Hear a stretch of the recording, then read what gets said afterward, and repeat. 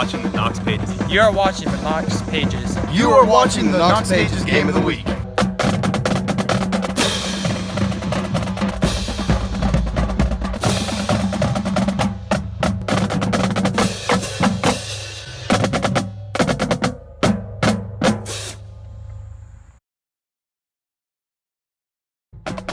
All right, welcome in this week's edition of the Knox Pages Game of the Week. My name is Grant Pepper. It's week 4.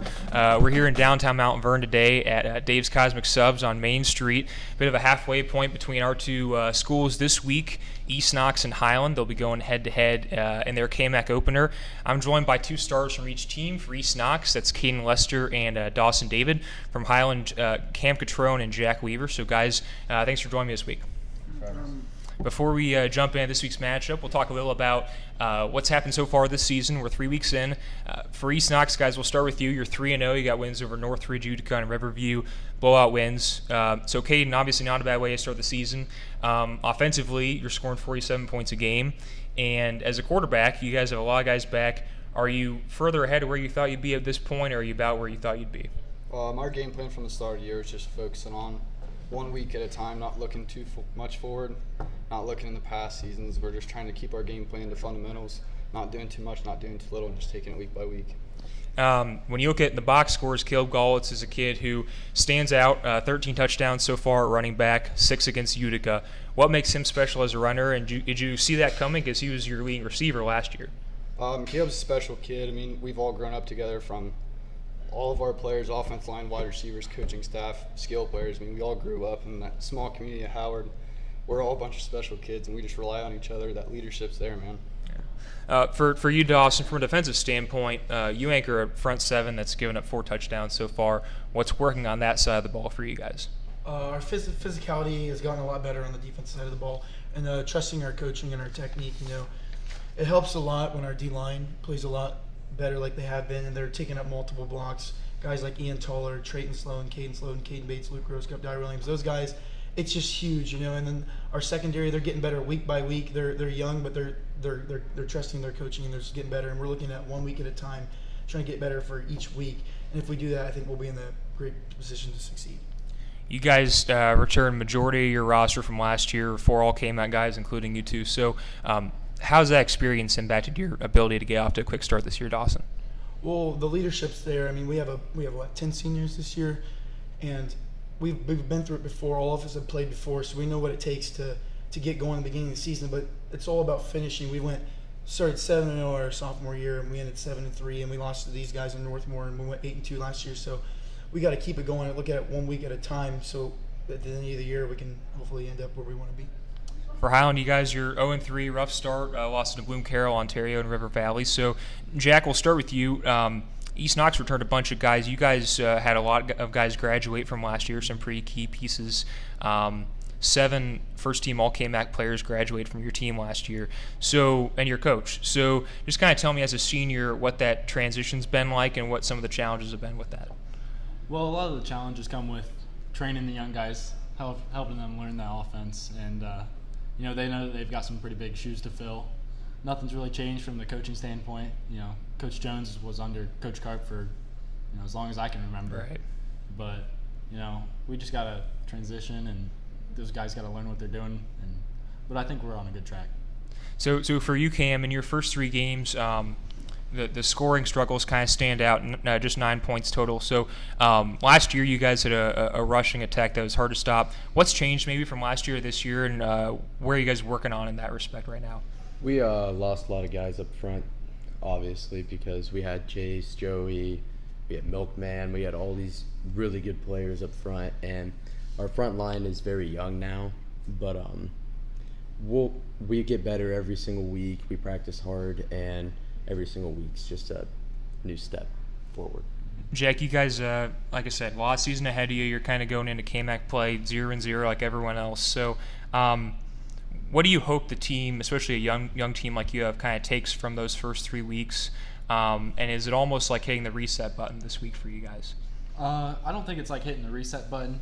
We need to remember those losses and what we did wrong. But, this happened my freshman year. We started out 0-3 and then went 7-0 in conference play. And I think those kids need to realize that it's doable and we can come out and play really well in the conference. So again, this week's matchup, Highland and East Knox will be at Chet Looney at 7 p.m. on Friday. Kadden, you start with East Knox. Kadden, when you look at Highland on film, what are some things that stand out to you about them? They have that drive, both offensively and defensively. I mean, their scores didn't go the way they wanted to the past 3 weeks, but they know that they're not going to stop until the game's over. So you just got to watch out for that and keep on finishing out and not think the game's over. Dawson, one of Highland's key returners, is here with us tonight, and Jack Weaver. In playing against Jack past few years and that Highland team, tell me what some of the challenges are in stopping him when he runs the ball. Oh, they're just a physical team. I mean, the wing T is very hard to stop, especially when they have those big kids up front. And Jack runs hard, and he's hard to take down. So you just got to trust your technique, like I said earlier. I mean, against guys like that, I mean, if you really focus in and try to get better that week, it'll be a lot easier to take down a all-KMAC runner. Kadden, give me some keys for you guys, both sides of the ball on Friday. Both sides. I mean, we just got to rely on each other. Do your 1/11th. Don't try to do too much. Just do your job and trust the guy beside you. That can go both ways. For you, Dawson, last year, this was a game in Week 9 that really meant a lot in the conference title race. You guys lost 50-7, and it was a pretty one-sided affair for all 4 quarters. So what do you remember about that game, and how much did you guys kind of think about that this offseason? That was a very rough game for us, and we remember that all season. You know, we try to remember that loss, keep our chip on our shoulder, keep us motivated, because we don't want to put up another game like that and get blown out again. It was just a horrible feeling, but we learned from it. We use it as motivation, so hopefully this year we can have some success. Kadden, you guys have come really close the past few years, not only from a conference championship but also from a playoff perspective. So for your program and also your senior class, how big is this game this week for your team, even though it's not Week 9 this year, in the fact that this is your last run as a class?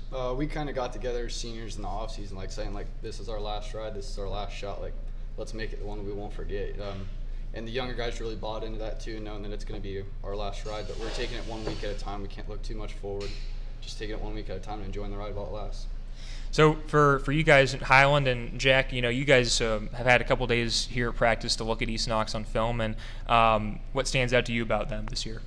What I really see is I see their line getting after it. I see those kids working up front, getting off the ball, and then the skill positions really feed off of that, and the line creates a lot of holes, and they've got good fast skill players like Caleb that is really good at finding that hole, and that's what we're looking to stop this week. Cam, their offense, like Jack said, pretty much untouchable so far. Like last year, pretty balanced, so they can run and pass and at a pretty high level. How hard is it to prepare for an offense like that has a pretty diverse array of threats? For this week, we're going to treat it like every other week that we've been through so far. We're not going to change anything up. We're going to have the same game plan we did as we had Week 1, Week 2, Week 3. We all have to need to do our job. And if we all do our job, we should be able to get the job done. Jack, like I asked Kadden, give me some keys on Friday for you guys, both sides of the ball. Keys on Friday, blocking to the whistle, finishing every play. Those are 2 huge ones, because what I've noticed early in the season is we've got kids, getting to their spots, doing what they should, but then just stopping before the play's really over. So I feel like if we can really play till the whistles, then we'll be in a lot better shape. Cam, you're a senior on this team, won 2 straight KMAC titles, the first 2 these past couple of years. So regardless of how non-conference went for you guys, how big of an emphasis is it for your class to kind of continue that tradition this year and defend your title? I mean, we have to defend everything about Highland football is we have to be there for our past people. Like, we need to be there for our past players and defend for them, because Highland football is a tradition, and we don't just give up if our season started 0-3. Jack, when you look at this season as a whole, a lot of football left. You kind of came in this year, and you probably have to think, okay, you, East Knox, Northwest Centerburg are going to be at the top of the conference again this year. It's not Week 9, but how big of a game is it for you guys this year, and what's it kind of feel like heading into a game like this? Well, it's very exciting. Being the last time playing East Knox, a lot of my good friends go to East Knox, like Dawson and Kadden.